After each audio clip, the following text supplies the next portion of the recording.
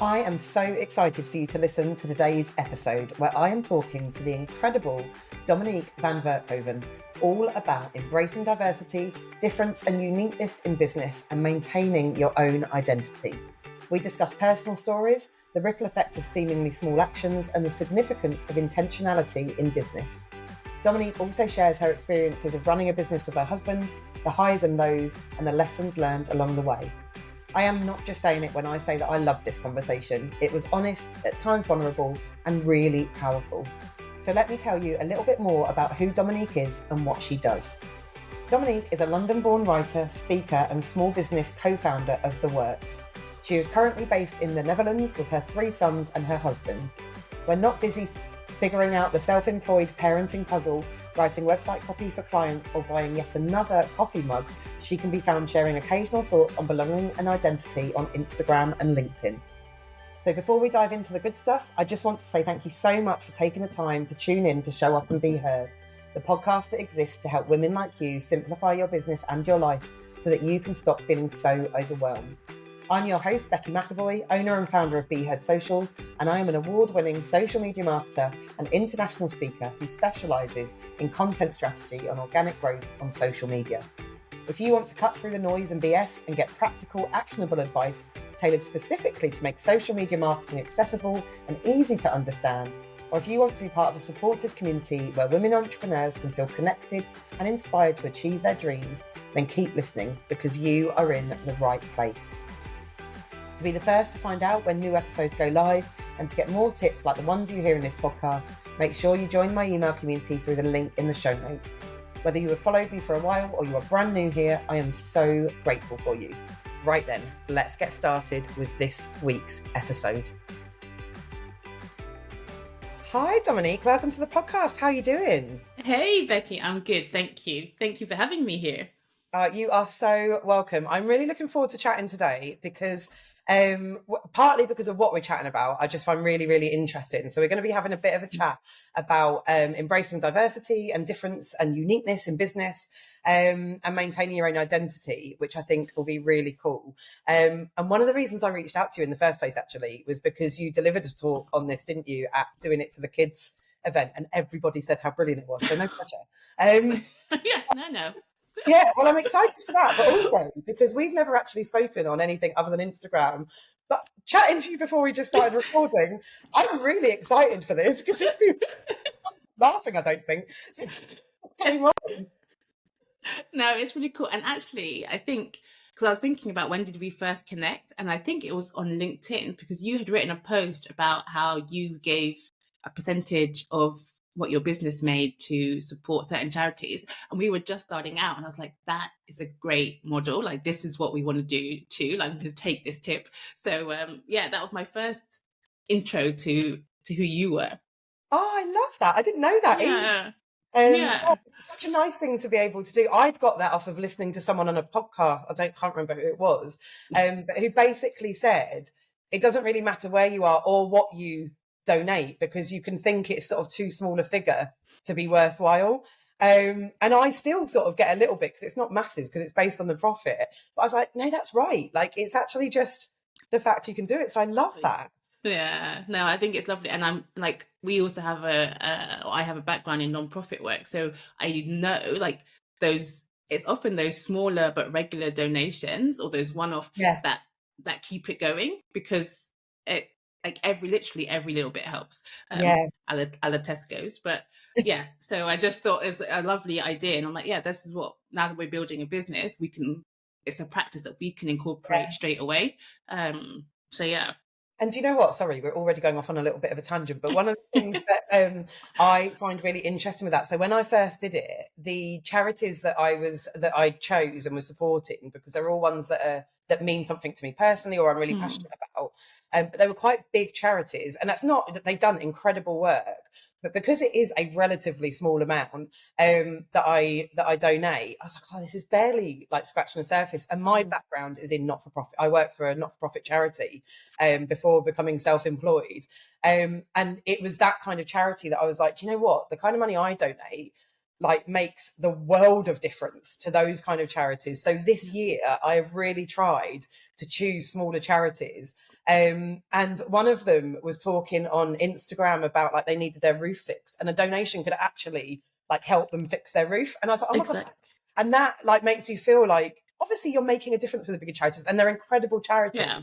But it was like, no, they're the kind of charities that you get like 250 quid, and actually Yeah, that's yeah. No, absolutely that. And I think, in some ways, I think that's why we like working with small businesses or freelancers, because that like they're the impact that you make in their lives, in the small business or in the freelancer, or is similar to when you work with a small charity that's having like very local work, but it makes a big impact. And I think I love that, like with what I'm able to give, it can actually support you and what you're doing. And whereas it feels like a bit more drop in the ocean when it's slightly bigger operation. It's still helping, of course, but there is just this difference in seeing the impact, or even the people that you're supporting by giving to that charity. Like, oh, if I know that I'm helping, cover some admin costs or whatever it is, it's like, this is helping the charity to be there and to do the work. Like win-win. Definitely. Do you know what? I think that could kind of be a podcast episode in itself, because I just think it's so interesting. And the charity, one of the smaller charities that I've chosen, well, for the last financial year, but it was a charity that supported my friend who got very sick very quickly. And within 6 weeks, she'd passed away. And so her end of life was with this charity. And I think, do you know what? Like, not that it was necessarily my money that fixed a roof or anything like that. No. But it was like, actually, like that, like you said, it's just the impact. And it just, it's weird the feeling it gives you, isn't it? Because it's not like, oh my God, I feel so great, because it's not, but it feels really rewarding. That's probably more the word, to be able to give something back like that, and like really make a difference. And know you're in it like, we're in this together, and like, this is my part, and you're playing, somebody else is playing a different role, but this is how I can support that all. Like it feels good to operate, especially, and when I think so often the world feels quite individualistic sometimes. It feels good to be like, no, I'm a part of this in a small way, and maybe they'll never even know that I was, but I know it. So and I think it's like, it's interesting actually, in line with the conversation that we're going to have, because talking about embracing diversity and uniqueness and inclusion and all that kind of stuff, my role in the not-for-profit charity was inequality, or a big part of it was equality and diversity. So I've always been really, really interested in that, and I've always been really mindful as a small business owner, like, and even with doing this podcast, like, how can I on a small scale, because we don't have big budgets and we don't have whatever, but still be really mindful of things like equality, diversity, inclusion, because I think as small business owners, we can kind of easily think like, oh, I'm just one person, and I don't earn very much, or I'm not, I'm just working in my garage, like my converted garage. What difference can I make? But actually, there are loads of things you can do, aren't there? So and I think like, I mean, again, like jumping straight into the stuff, but like I was thinking about when I went to Oxford University, and then as a young inner city, I grew up in London, Black girl, like it wasn't expected that I would be going to university. And even my secondary school teacher was like, oh, did they make you a 3A offer? They might have well have said no, because she just didn't believe that I was going to even get the 3 A's. But then, okay, I get the offer, I get in, I get the grades, and then I'm the prospectus, like they have every year, they produce a prospectus, and I was asked to be on the cover of this prospectus, like take some photos and then like showcase how diverse Oxford is, which it wasn't at the time, but like they were trying to do that. And I was at a wedding. I was in my second year of uni at a wedding, and somebody came up to me and was like, hi, like I'm a student at Oxford, my dad wants to meet you because you're on the cover of the prospectus. And he thinks it's just really great because he didn't think he would ever see somebody who was Black on the cover. So I was like, oh, lovely to meet you. And Dad was like, oh, I'm so impressed with you, like you're an example to our children, and everything else. But like fast forward 10 years, and that young woman who came up to me, she is now leading her own, like has her own business, like huge organization, and is an example for women in STEM, so like science, technology, etc. And like she is being like doing amazing stuff.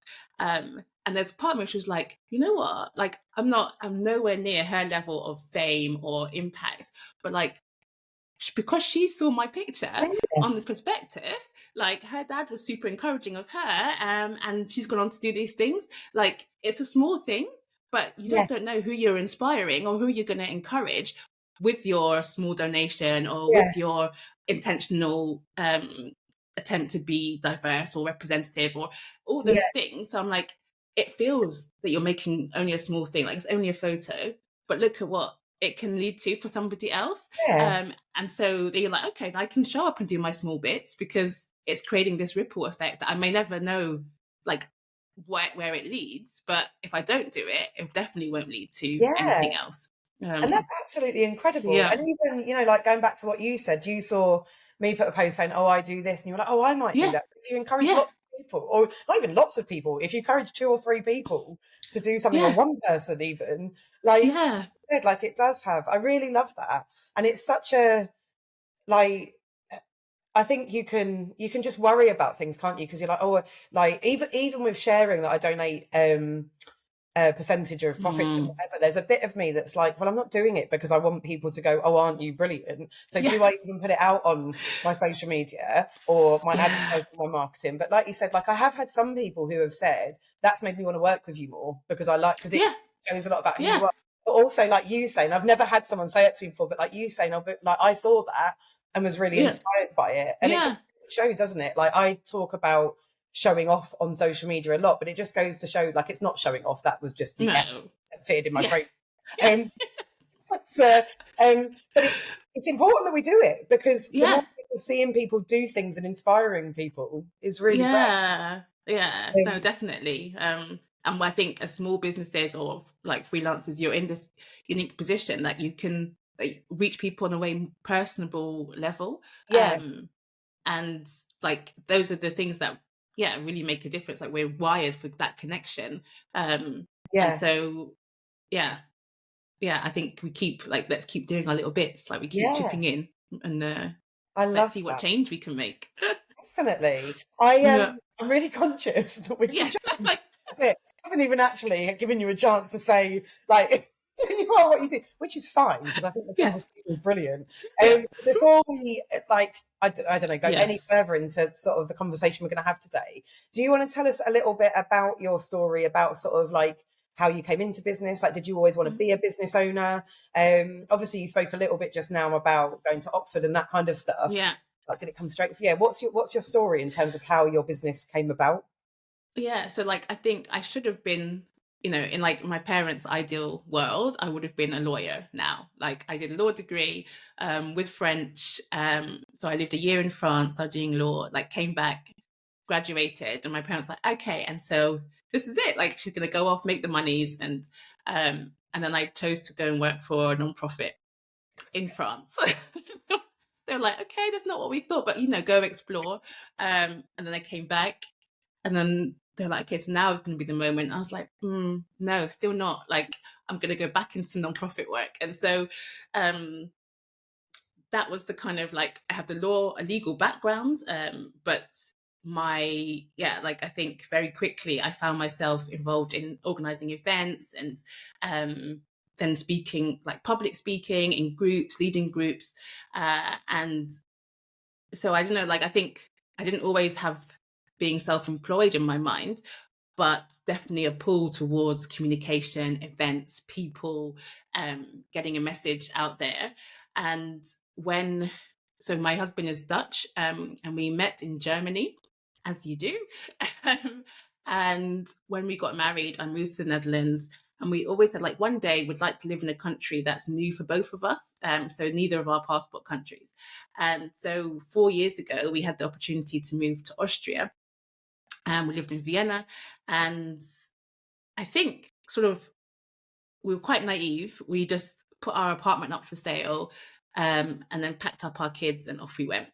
And then got there in the hope that we would quite easily slot into the work market. Vienna's quite international, so that should be easy enough. But it turned out to be not quite so straightforward in our movie idea. And so we were sort of like, okay, well, what kind of work could we do? And it so happened that Gideon, my husband, he has a IT background. That's his educational background, and so he kind of got work helping with an organization, helping them with their IT and things like that. And I was doing some writing. Like I read a blog post that somebody had written, and I was like, oh, like it's good, but this could actually be a lot better. Like it's not necessarily clear, the flow is not great. And I just offered like, hey, I'm a native speaker and writer, like, do you want some help with this blog post? And like, oh, that'd be great. And then I did it, and I'm like, okay, can we pay you to do more, because this is really helpful. And so that was kind of like our first step into self-employment. But what really kind of made the big switch was when one of Gideon's clients, he had built a website for them, and then they said like, oh, I'm looking for I need a kind of a content writer to do my LinkedIn posts, to help with blog posts, because I can write in English, but I think it's my third language. And so, I really need, really need some support with that. Do you know somebody? He was like, I might just know someone, and she's very close to me, and let me check with her. And so that's when we decided to combine our services, because it seemed like, okay, if we have a website, you actually also need some text to go on that website. And if you're going to have a blog, you need, blog content to go on there. And then you want to be on socials. And it was just great to have them combined together. So kind of a one-stop shop. And so that's how The Works was born, because out of that need that we spotted from a current client. So, so we're now 1.5 years old, I think. I had just come out of maternity leave, I remember. And now we're building it up here in the Netherlands, where we've moved back to. That is amazing. I love hearing people's stories, because so many of them happen by accident makes it sound sort of like, I don't know, it was easy, or you sort of fell into it, because it's not that at all. But like actually, and it's exactly how my business started. Like I offered to help someone, and then they were like, other people were like, oh, your social media looks good, what's happening with that? And she's like, oh, well, do you mind if I pass your details on? But like, and then it grows into these incredible businesses, which is amazing. So I was chatting to you about this before we started recording. I am in awe of the fact that you work with your husband, or your husband's in your business. And I've spoken to a few people that work like that. So obviously, for some people, obviously have much more tolerable husbands. It's lovely. But we were laughing because I was saying I share an office with my husband. Obviously, we're not in the same business or anything like that. But I've learned lots of things from that, but not like actually working together. What have you, or I say, what lessons have you learned? Have you learned any lessons? Like, do you think, well, I was going to say, do you think it's different? But obviously, I guess you've only ever worked with him in a business sense. But is there any lessons you've learned from working together and also still loving each other? Yes. To be around each other. Still liking each other. I think probably that's the top one, like to still like each other. But so we've actually worked together longer than we've been in a relationship or married, because that's how our relationship started. We were working on the same team. He was we were working at this event, and he was my boss, I guess, like my team leader. And that's where I kind of was like, I have a deep respect for how you lead, your way of doing things. And what I loved was that he saw my strengths and was like, okay, then you need to, like, we've got this task, but the best person to do this part of it is you. Like, it doesn't need to be me because I'm the team leader title. It's the person who's best equipped, best skilled to do this part of it, which actually happened to be the people and communications part. And so I think that was our starting point, and that's what we've tried to maintain. It's like, well, let's not look at who's more important or who's got the bigger title or anything like that, but like, let's look at who's best equipped to get the task done, because when we get the task done well, that benefits both of us, and to be able to celebrate each other's skills and gifts and talents, and I think being able to kind of come back to that has been really helpful, especially in a situation where maybe you would deal with it in a different way. Like I might have my ways of dealing with it and he'll have his. But to be able to say, okay, well, actually, I'm going to value your opinion, even if it's different to mine, because I know that you're contributing towards this. And so learning to, to kind of see somebody else's gift, to not compete, but to really focus on the collaboration, and to be willing to talk stuff out a lot more than you might feel like you need to, just because it's really easy for things to get lost in translation. I mean, like literally, we've had to practice this because my mother tongue is English, his mother tongue is Dutch, and although we both now speak each other's language, that didn't happen overnight. Like that took a lot of learning and practicing. And even when we were just dating, like I look back, because I have, there's a year, we dated for a year before we got married, and I have all the WhatsApp conversations from that from that time, and it's sometimes it's fun to look back and see like, oh, look how we communicated in English then, and also seeing how I was maybe modifying words and that I don't have to modify now, but just that communication that builds up over time when you learn to speak each other's language, and just the importance of doing that, even with like when you're working in the same verbal language with a client. But it doesn't mean, there's just so much where you have to meet each other halfway. And I think learning to do that with clients, learning to do that with other freelancers or people that you're working with has helped us a long way to be like, well, let me just clarify. I think I heard what you said. Let me just check that it was really that, rather than escalating before it escalates into conflict. So I think probably those are probably the biggest things. I love that. That's one of the just communication in general, and even in general in your relationship, whether you work together or not. But that's got to be the biggest thing, hasn't it? Like, I think I've heard what you've just said, because sometimes either you say it back to them and it would be like, oh no, actually, I'm being really unreasonable. Like you said it back to them, they've been really unreasonable, or you said it back to them and they've gone, no, that's not what I mean at all. Not like, how did you hear that when I said this? Like. And I just think that's such a powerful thing to do in any relationship, really, but especially important, like you said, if you're working together. I think it's really like, and because I know we've also been in a situation where we're in a meeting maybe, and so things are being communicated and said, and you're like, okay, I'm not going to challenge you right now, because same with parenting, like. When the kids are around, like, I'm not going to challenge, I'm going to back you up. But afterwards, I might be like, wasn't sure exactly if that was the best way to go. But learning also to do that, in a group context, and to be like, well, okay, I am your wife, but right in this moment, I am your co-founder, or I am this branch of the organization, and so that's how I need to approach you in that moment. But like being able to then forget about maybe the discussion you had that morning about who didn't buy the milk, who was supposed to and who didn't, and and you have to be like, okay, put that aside, like you're going to deal with that bit later. Like right now, he's your esteemed web designer that you actually think is great, so like think about that, and not the milk that wasn't bought. But in the same way that you work with anyone else, because you wouldn't have that kind of emotion. It's like a safety thing, isn't it? Like you can be more raw with the person that you're in love with, but it's but you'd need to do it in the same way that you would if you were working with a business partner who you weren't in a relationship with.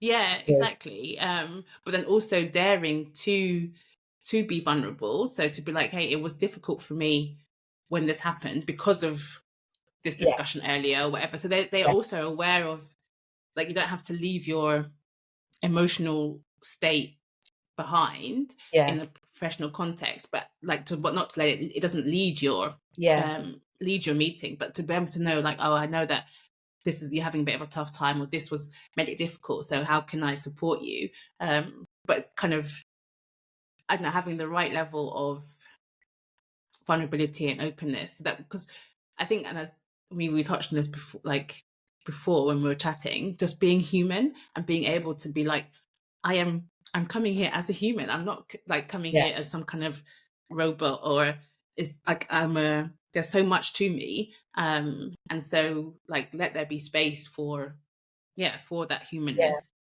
And also, in your relationships. yeah, and also I'm coming here, like, we both want the best thing for the business. So, like, ultimately Yeah, we've got the same goal, but yeah, yeah, yeah, it's, yeah, communication is so key to all of that, isn't it? yeah, Yeah. yeah.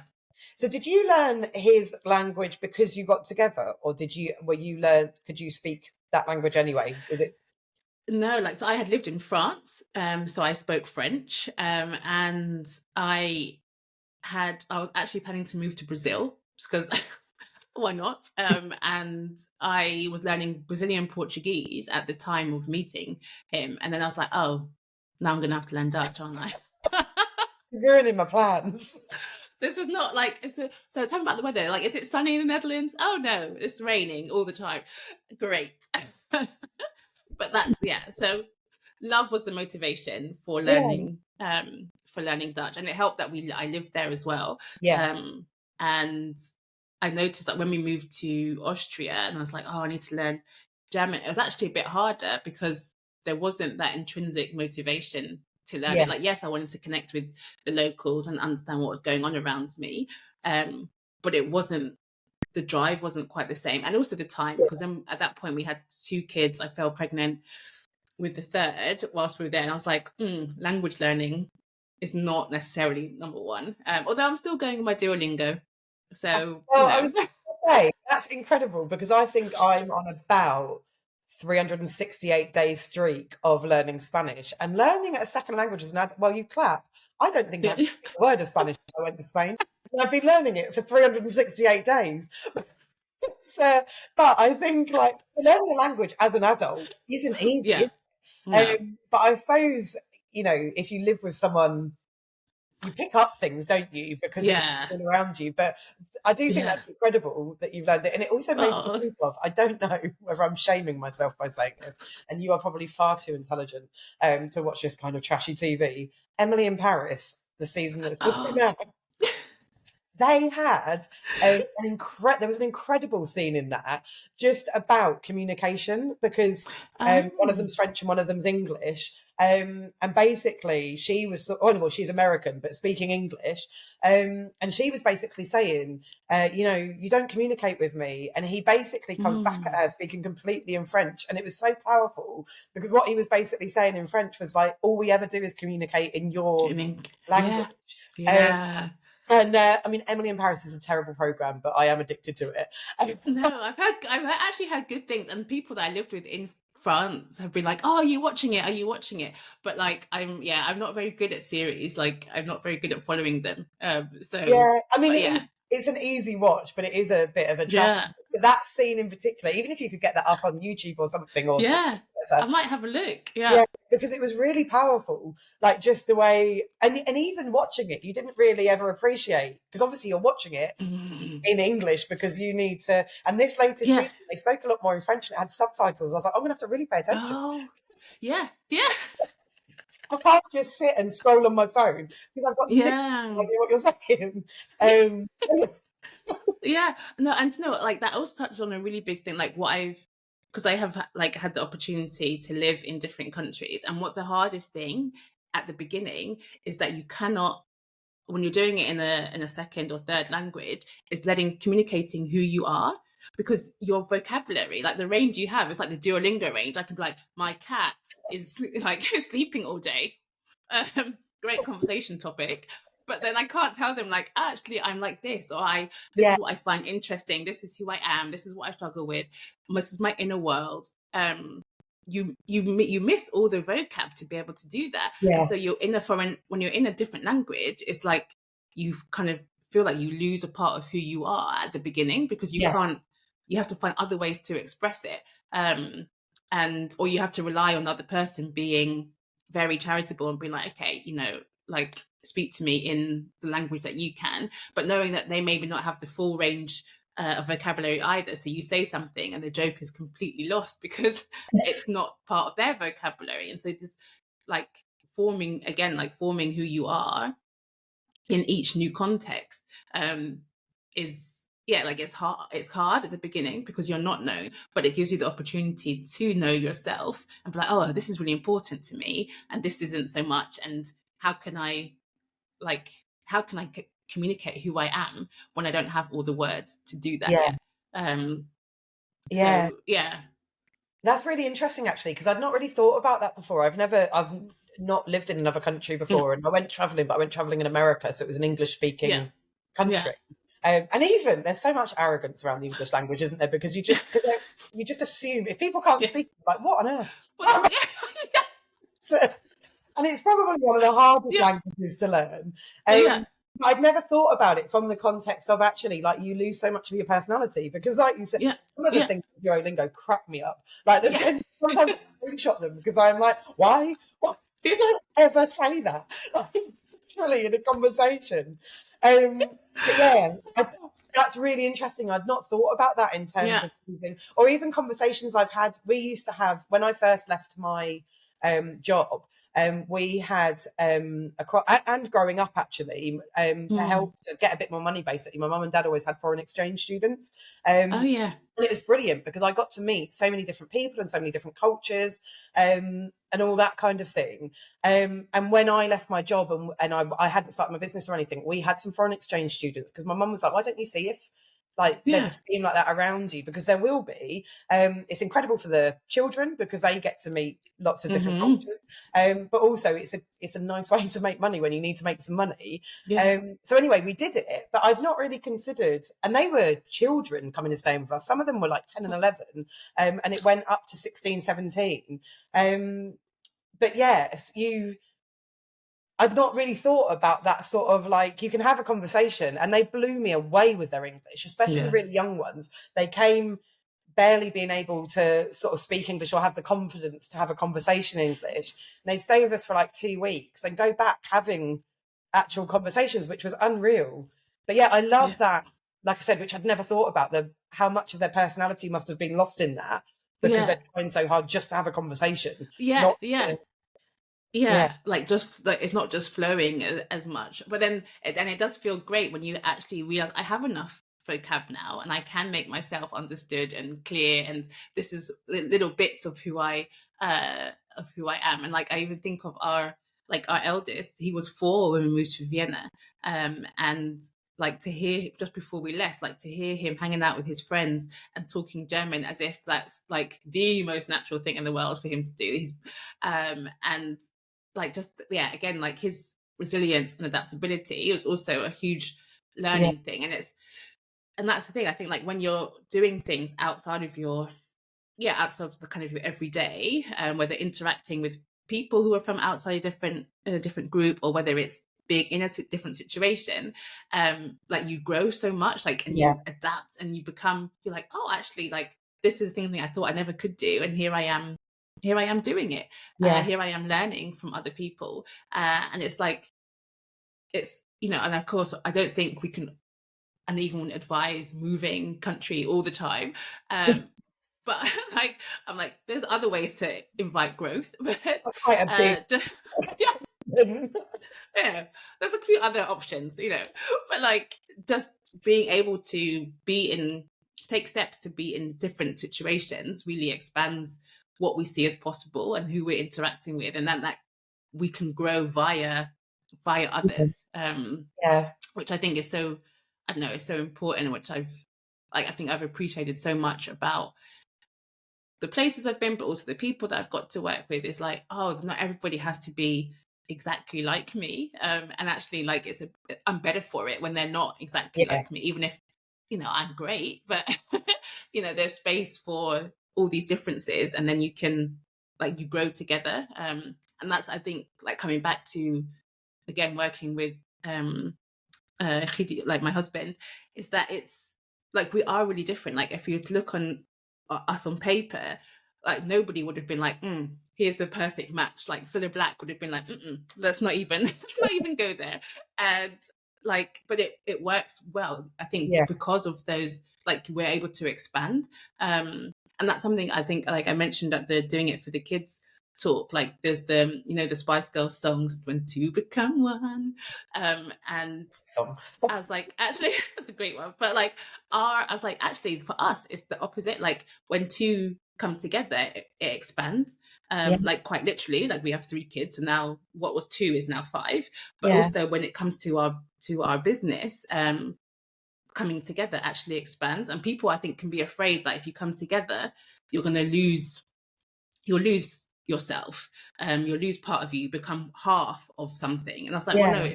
it's two wholes coming together. Yeah. And so we don't have to be afraid for working together with people, because you don't need to lose any of you, but you gain a lot of them, like, and then you both get to go into something bigger than you would have gone into maybe if you were just doing it on your own. So yeah, Yeah. that's another thing I've learned. Like, it expands when you work together with others, not doesn't have to decrease. You don't have to decrease. Yeah. Yeah. I absolutely love that. I think that's really, really lovely. Was you talking about embracing diversity and all that kind of thing? Is that something you've always been conscious of in your business? So, like, have you deliberately done things from the very start?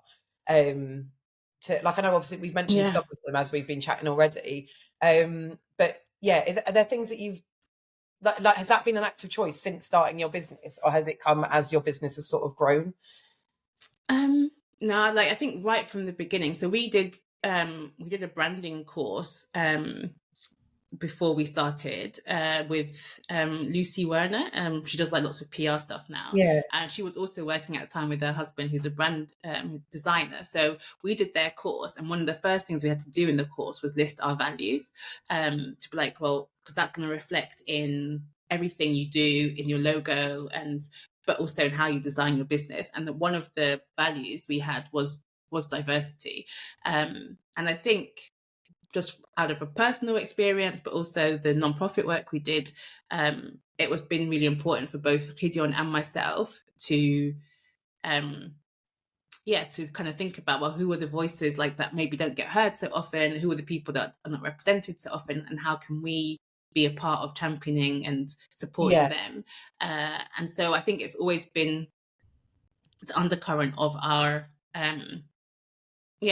business, because that's also the undercurrent of why we do what we do. And always kind of back of your mind being like, well, like, whose voice can we champion, who can we work with, who can we partner with, that are also doing similar work or have a similar mindset in the sense of wanting to empower and help others. And yeah, so it kind of, almost automatically flows, because even in our home, there's, like, diversity of language, of culture, of race, and experience. And so it was like, it felt very natural for that to flow out into how we do business and who we work with or who we learn from. Yeah. Yeah, I really like that. And I think the values stuff is really powerful, isn't it? I think that's so underestimated in business. Because you kind of think like, oh, I know what my values are, like I know how I live my life, but actually sitting down and doing this activity. And I've had a podcast episode on this actually with Katie Caldwell, who's amazing, talking all about brand and identity and all that kind of stuff. And we spoke quite a lot about values in there. And I was talking about sitting down and doing mine and then going, actually, I want to make these more than just words. What do these actually mean in practice, like in my business? And it made me change some of my values up, not because I suddenly discarded them as a value, but it was like, well, actually, I need to make it relevant to like my work. And I need to, if I say to somebody, one of my values is kindness, I want to be able to say, and this is what it looks like in practice. Because there's a bit of me that goes, well, you kind of hope everybody would be kind, but it's like, well, this is what it looks like in my business. This is what feminism looks like in my business. This is what freedom looks like in my business. So I think that's I really recommend, if people haven't done it, and I'll tag to Kate, put Katie's, oh my God, I can't get my words out. I will link to Katie's episode in the show notes. But I really recommend, even if you think you know your values, to sit down and write them down and really dig into what that actually means to you. Because the other thing I had was that, like, I had a list of about 10 words, but 3 or 4 of them probably meant the same thing. Like, just kind of, and so it kind of came under, and even with, and I know it's not the same thing, but I bring it into how I do it, with kindness becoming one of them, the sort of equality and diversity comes under, with feminism as well, but under that kind of umbrella, and then it branches down. So yeah, I honestly, if Yeah. you haven't done that, like sat down and done that work. And I was like, I'm quite confident in my values. I've done loads of exercises different before, but actually sitting down and going, right, and this is for Be Heard socials, and this is what it means in practice is really powerful and helps you Yeah. think of things that you can do. So for example, like embracing diversity and inclusion and all that kind of stuff, it makes you get a bit more practical about it, I think, if you Yeah. challenge yourself on it. Yeah, definitely. Like that intentionality, be like, well, this is what I actually believe in. This is what I stand for. So let me actually take action Yeah, to it and not let it just be a nice word that I've written down yeah, somewhere. But and like I think it's also really brave. I love that you said like actually made me rethink my values, because then there's also a sense like you have to, okay, I decided at X point these are my values and then that's it, now I'm stuck. But it's like, well, no, if you're evolving as a yeah, person, if you're growing, or you're realizing, well, this doesn't completely fit with me, or it looks different, another word would be better for it, then to have the courage to actually yeah, change that and be like, you're not, no, I'm not stuck, I'm not static. yeah. So Like I like I said, love that you did that. yeah, and it doesn't mean that you completely discard that belief or that No. or Yeah. whatever, but it does. No. I think actually, and it's not intrinsically linked, like as in it that happened and then that happened, but that was partly where the donating a percentage of my profits came from, because that fell under the kindness kind of umbrella, and it because kindness was really important to me to have in there as a value. But when I looked at it, I was like, but how can you? And I talk to my kids quite a lot about this. Obviously, you teach them to be kind, but I don't think a lot of people ever actually teach children what kindness This looks like, looks yeah. like. Yeah, and how to, and it's actually, it's not hard when you look at it, but like to actually think, right, okay, how am I going to be like, how do I make that tangible? Like, how do I make that quite practical? And it can almost make it seem a little bit, I don't know what the word is, but like too structured. Like it's like, oh, and I'll do this, this, and this, because it's not that. And it does make you think about, okay, well, what does that tangibly look like? Because if I can't show you what it tangibly looks like, then should I have it as a value that I promote in my business? It might be something I believe, but yeah. Yeah. Yeah. No, I think that's right. And like I remember somewhere like seeing like practice kindness. And I'm like, because it is something you have to practice. Like it Yeah, doesn't necessarily always come intrinsically, like, or automatically. And so you have to practice it. And sometimes you think you're being kind, but it's not actually kind. yeah, It's just you're trying to avoid something else. And so what does it really look like to be kind? And what's like in this situation where I feel like, it's very difficult maybe, what does it mean to be yeah, kind now to myself in this in this context, or kind towards my kids, or to a client? Like you can think like kindness is just saying nice words and don't upset people, but like if you see somebody going the wrong way and they're about to enter danger, actually the kindest thing you can do is to tell the truth. yeah, And so being as, oh wait, telling the truth is also a form of kindness. Okay, yeah, and how I tell it is important.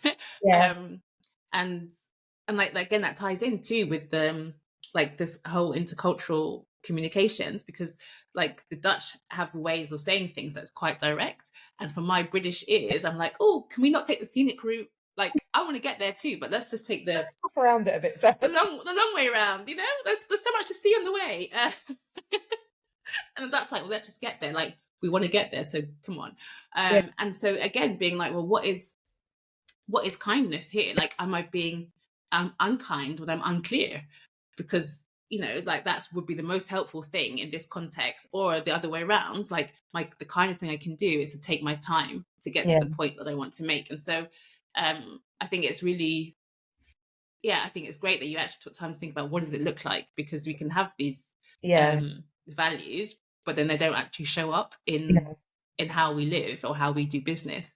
And do you think Yeah. some of it with like embracing diversity and things like that is just sort of giving yourself space to challenge yourself, or like just have a conversation with yourself going like, what am I doing? Because I was thinking, I almost don't want to say this on the podcast because I don't know how it will come across when I say it. I know how it's intended, how it will come across.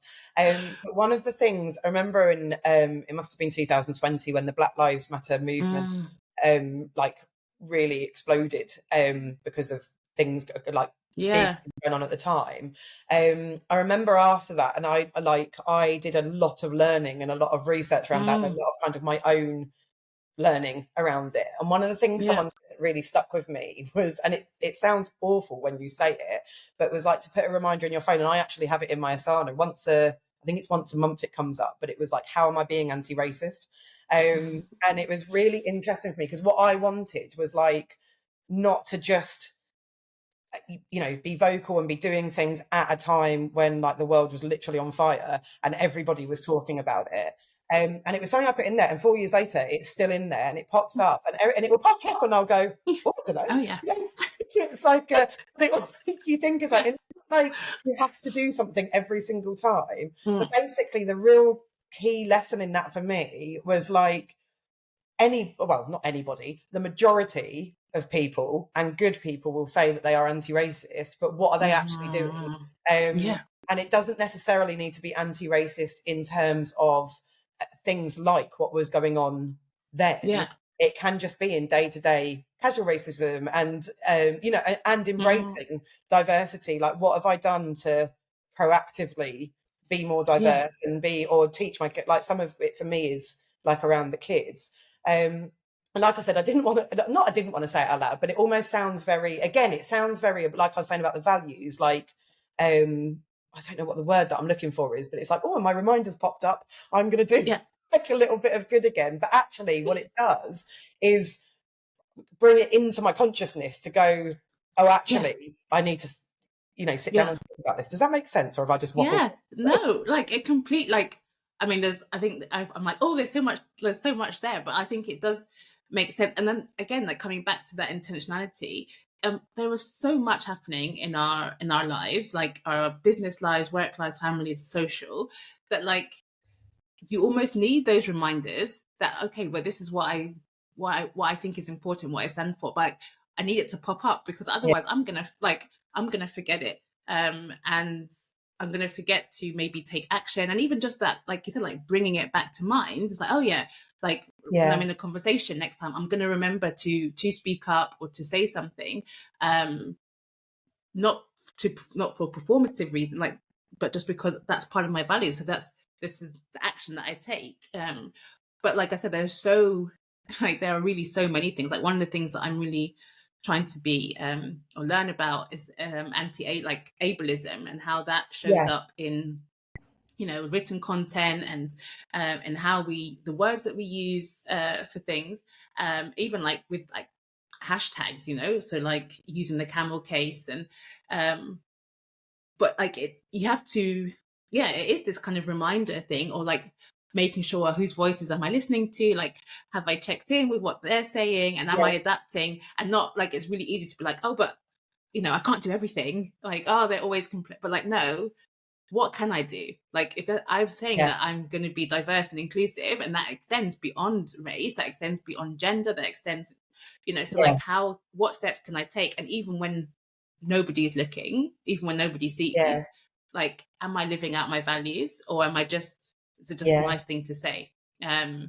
and I think it's really hard, because like there was a time when everybody is like, especially on social media, like there's a hot topic and everyone's posting about it, and I'm always like, well, what happens like 6 months, a year down the line? Like, there's people who are the activists about this, you know, their whole lives. Like, what happens? Like, there's something like, oh, is nobody listening anymore? Like, is it not important? But and then if you were to post only about all the things that are coming up, like, you would never you know, it would just, and so it's like, oh, how do you, like, you have to integrate it in smaller ways, and it's not always on social media. Like, actually the real work often happens away from and that. I think that's where that had come from me, because I remember reading a lot on basically like the what next, exactly what you were saying, like when the outrage dies down, which it will, but it will always does. It doesn't actually change anything. Like, this stuff has been going on for years and years and centuries and centuries. It's not suddenly happened in 2020. Like, it happened beyond that.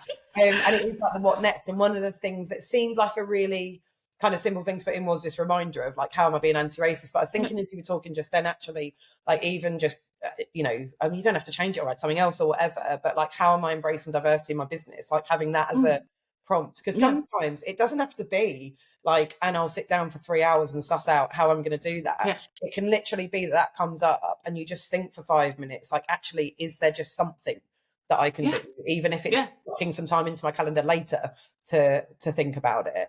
And I found it quite a lot with, I've tried to do it quite a lot with the podcast, because the podcast obviously only launched in June.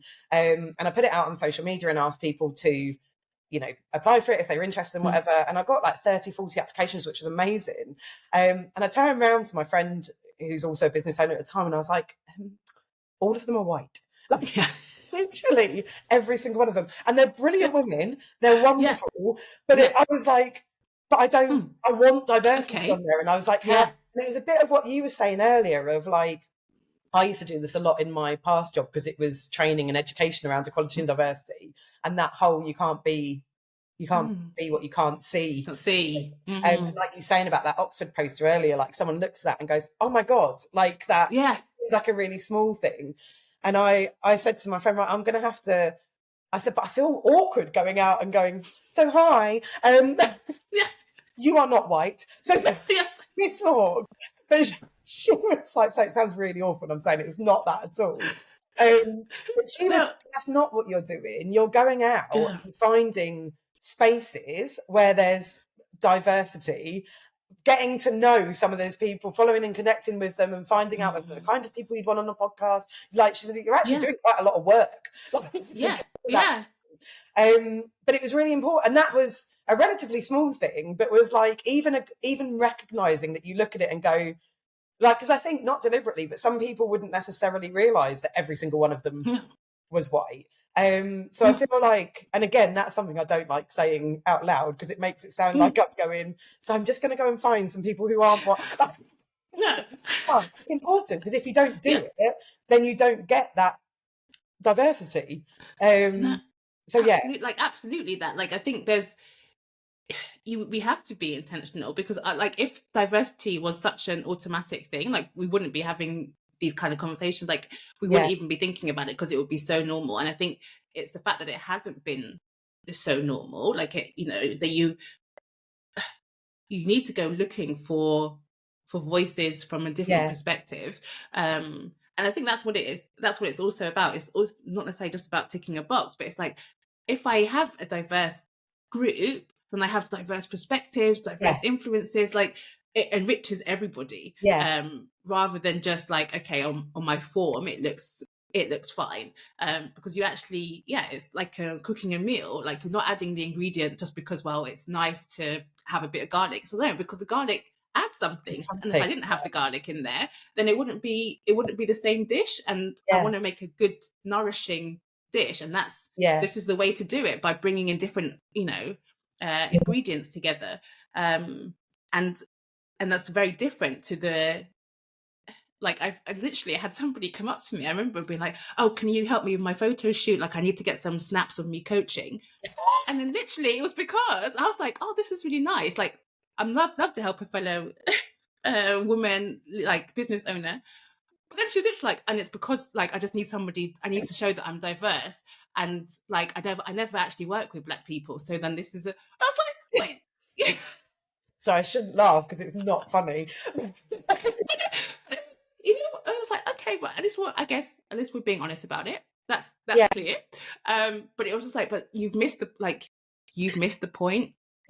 Like, this is, if you genuinely think I'd love to work with a more diverse group, then actually go work with the more diverse group. Don't just get pictures of you pretending to. And that's it. It's about, I really love the word, and you've said it quite a few times. I actually think I might make it my word of next year, but intentional. Because I like having a word of the year, but intentional is the key of everything, isn't it? And it's like me saying, I needed to go and seek out more diversity on the podcast. And actually, I need to do that. Like, talking to you today, obviously I've looked at it in terms of race and things like that, but there's loads of areas that I could be more diverse. But it needs to be, it's the intention behind it, isn't it? If it's literally just to be in a photo with a Black person, it's like, then that is, and I know we were both laughing then, but it's really not funny. But like you said, if someone's saying like, I would like some diversity in my photos so that I can attract more diverse clients, Yeah. like it's Yeah. because Yeah. I definitely think there's truth in the whole, you can't be what you don't see. So if you don't see yourself in the images that Yeah. you're doing, you're looking at for whatever it is that you're wanting to do, then you're less likely. That was a lot of I used to run elections, and actually like a big project of mine was making our elections more diverse, and that was huge, that whole you can't be what you don't see thing, but it had to be with the right intentions, that you actually wanted, Yeah. like not just to get them to run for the election but actually get elected. Like, that's so yeah, but I totally get it Yeah. from the, because I felt uncomfortable when I had this conversation with my friend, and I was like, but is it really awkward if I go out and I ask people? She was like, well, yeah, if the only reason you're asking them is because they're not white, Yeah. then yes, it is a bit. If you're asking them because you've gone and connected with them, and you think they're really, like you really like the day, then it's essential, isn't it, to more diverse voices. Yeah. And I think, and then by doing that, like you're also opening it for other audiences to hear and to see, because I think you can't be what you can't see, but I think you also can't imagine necessarily what you don't see. Yes. And so you can easily think like, well, it reinforces like some maybe beliefs that like, oh, well, certain people do this and certain people do that. But actually it's like, oh, wait, more than one type of person can do this, and they have something valuable to contribute to the conversation. And like, I don't know, I think also for me, I'm like, there's like, I know our conversation has been around, like, it is around identity and celebrating diversity. But I also love like when, I'm invited to speak about also content writing or what lessons that I've learned as a business owner that are not directly to do with my identity, but are going to be influenced by it. So then you get this again, like this diverse perspective, and not like, well, you can only, you're a female business owner, so you can only talk about being female. It's like, well, no, like you can talk about business because you are a business owner. But being so like opening that door for more voices to come and speak about a more range of a bigger range of topics is really important. And like there isn't a way that it's just gonna, like, nothing happens that just falls into your into your plate like of any value. Like you have to take steps towards it. And so I love that that's something that you've kind of embraced, and not to just allow the discomfort of like, oh, but maybe it will come across wrong or be embarrassed, or to get in the way of actually living out the value that's important to you. Because I know, like for me, like when I feel like when I talk about ableism or I'm learning about it or I'm drawing stuff, like there's a huge space for me to mess up or to get it wrong, or and I'm like, okay, I can stop talking about it, stop mentioning it, don't do anything about it, and I'll save myself some embarrassment, but I will get no further in supporting a cause that I actually think is important. And so like kind of going through that discomfort is it's a necessary part of it. But then like by being, when our eyes are open to and our ears are open to different voices or different ways of doing, you're like, oh, okay, I can also do it in my life. Like, this doesn't have to be the norm. Like, because if it has to work for this person, then it can also work for me too. Like, let's try it. So yeah.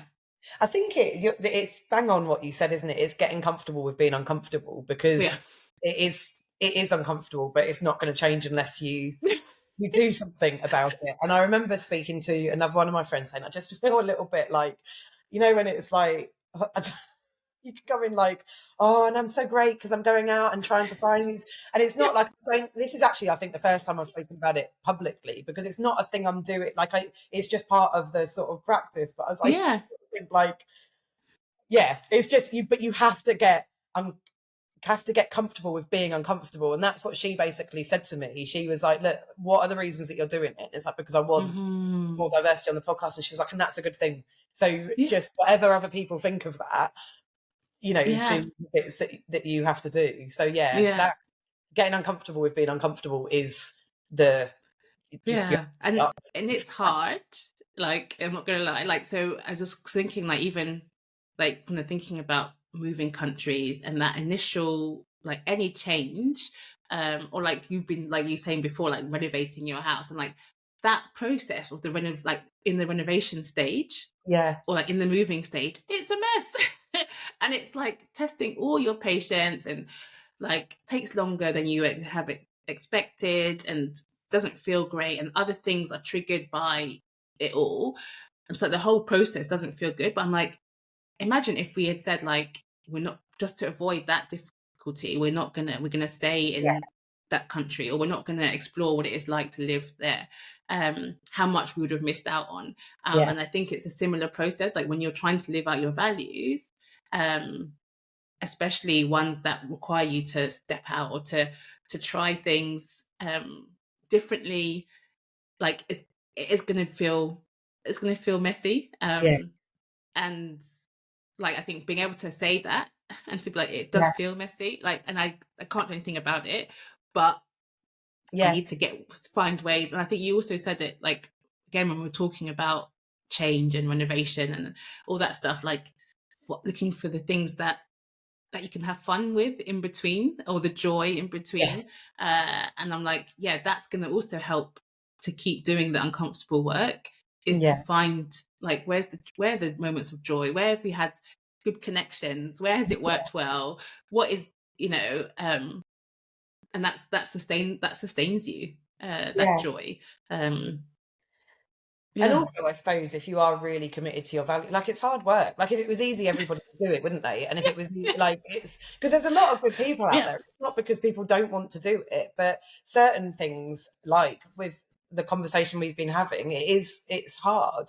yeah, You just have to, but a bit like I guess we were talking right at the very beginning about the profits. You don't have to be, the things you do don't have to be world changing, as long no, as like they really small positive differences can actually have that ripple effect of yeah, more. absolutely. Yeah. No, and like, it's kind of nice how that's kind of come like full circle to be Yeah, like, it's again, it's in the small things. Sometimes it's in the hidden things that not everybody is going to see, but if you are able to make yeah, those small things visible, it can have a ripple effect and have the bigger impact yeah, that I think we all want to make, in our world. And it's yeah, it just starts in those small things, in that reminder on your calendar, in the conversations you have with your kids, and then they go on to say something to their friends, and it's like, yeah, oh yeah, look at us, making these little connections that actually provide this whole constellation of yeah, change. Yeah, yeah. I absolutely love that. Thank you so much for your time. So I'm really conscious of the time because I could honestly, yeah, genuinely talk to you all day about yeah, anything, yeah, everything. But thank you so much because I think it's been, I've really enjoyed the conversation. I really hope you have. yeah, And I hope it's been helpful for other people to listen to as well. I do want to ask you a couple of questions just before yeah. we finish. Just questions that I like to ask at the end of every podcast interview because I like getting people's different answers. So the podcast is obviously show up and be heard. So I wondered, what things help you show up in your business, and what tips would you give someone else to do the same? Hmm. I think, I mean, and maybe this was an expected answer, but really knowing who I am, who we are, and being able to embrace that, because there's so, like, when you're starting out, especially, there's a sea of other business owners, and you're like, oh, they're doing it like this, she's doing it like that, and then you're like, okay, so I have to, let me do what they're doing, and it doesn't always fit you. But you're like, oh, I just need to, like, they're successful, so I need to repeat that. But actually, I'm like, well, who are you, what's important to you, how do you show up, how do you communicate? That's what you need to bring, and that's also what's going to set you apart from just being another business owner. It's the being you. Yeah, And it doesn't have to even be a spectacular, like, rags to riches tale, but it can just be like, this is my journey, and this is what I bring, because there's other people who have been on similar journeys who are like, that's what I connect with. So I think part of the showing up is like, actually, by just being again, bringing me to the table is already enough. Like, Yeah. and so you can do that. You've been you know, all your life so far. And even, and I think you're still discovering yourself, but just, being willing It to brings be confidence. yourself. Yeah. Yeah. Yeah. And it is a practice, I have to say. Like I also did some coaching to work on confidence, because I found it really easy to, like, it's a gift to be able to adapt. So, like, having lived in different cultures, I can adapt to, you know, learn a new language and a new way of doing things. But in doing so, it can be easy to be like, well, what's the essence? You lose the essence of yourself. And so I worked with a coach and be like, well, what's the essence of me? And, like, making sure that I was able to bring that into who I am, and not having to fit a picture that somebody else held up of, like, what it looks like. So I think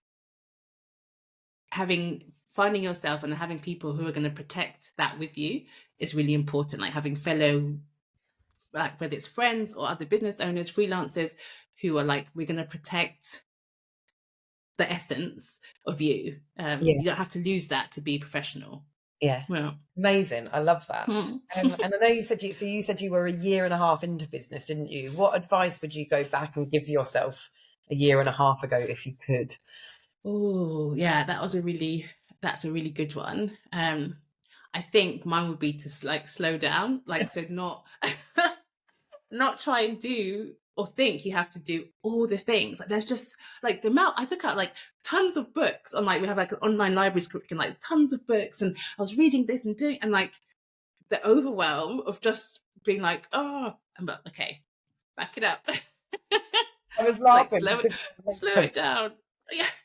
So much. I think that's brilliant advice for anybody to take, especially as women. I think is, like, just slow the F down. For real, because you just, like, it's really, you think, like, okay, I have to do everything now, and this is going to be the one thing, like, that's going to make the difference, and it's not. It's a long game, and you will not get to the next stage if you're, like, running in every single direction, because there are a lot of directions to run in. So I think I would go back to myself, like, slow it down. You're going to be fine. You'll get there. Just okay. Amazing. And finally, where can people come and find? Where's the best place for people to come and find you? And I will link it all in the show notes. No, thank you. So, like, of course, we have our website, and then we're on Instagram as We Are the Works, and I'm on LinkedIn as Dominique van Werkhoven. So that's lovely to come over there. And, like, as you can probably tell from our, just even the fact that I'm on the podcast, is that I'm the chatty one. That's so most of the communication is going to be with me, from me. And then, but, like, knowing that Hidon is there being the rock, holding it all together, making it actually possible. So, but, like, love to come over and chat, and if people want to share their thoughts, like, we'd love to hear them. So. Fantastic. I will link to all of that in the show notes so people can come and find you. Thank you so much. It's been wonderful chatting to you. No, thank you, Becky. I've really enjoyed this time together. So, yeah. Thank you so much for listening to Show Up and Be Heard. But please don't go without telling me your name. I genuinely love meeting new people and making new connections. So if you don't already, I'd love it if you'd come find me on Instagram, LinkedIn or Facebook and drop me a message to say hello and let me know what you thought of the episode. The link to all my socials are in the show notes. And of course, if you enjoyed this episode or found it useful, then I'd really appreciate it if you could take just a few minutes to give it a review on whatever platform you are listening on, because every one I get really does make me do a little squeal and a big happy dance. Finally, more than anything else, please always remember, realizing that you're not actually meant to do this stuff alone is the first step to making it easier. So I'll see you next time.